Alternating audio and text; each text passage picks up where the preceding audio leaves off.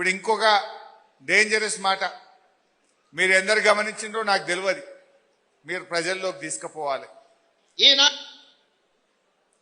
Paddy procurement వచ్చే సంవత్సరం నుంచి ఏం జరగబోతుందో మొన్న కేబినెట్ మీటింగ్ పెట్టి చెప్పిండ్రు.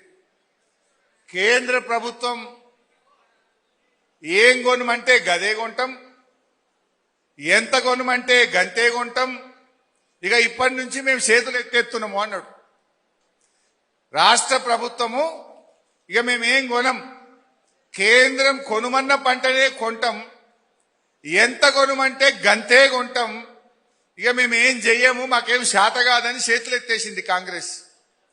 అంటే ఇప్పుడు ఈ వానకాలం ఏం జరుగుతుంది?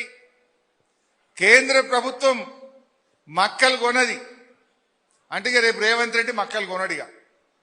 కేంద్ర ప్రభుత్వం జొన్నలు కొనది అంటే రేవంత్ రెడ్డి ఈ సంవత్సరంకి వెళ్ళి జొన్నలు కొనడు.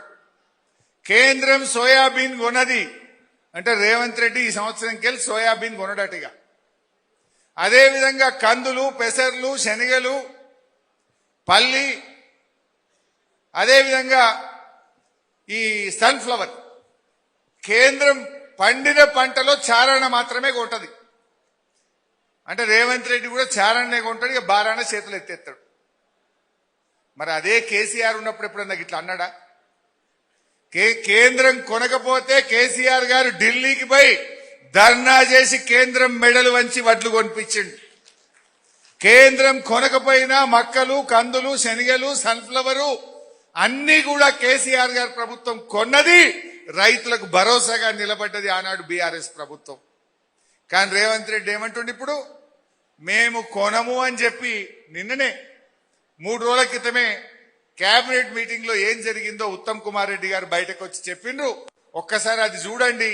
మరి ఇది రైతు వ్యతిరేక ప్రభుత్వం అవుతుంది తప్ప ఇది రైతు సంక్షేమ ప్రభుత్వం కాదు.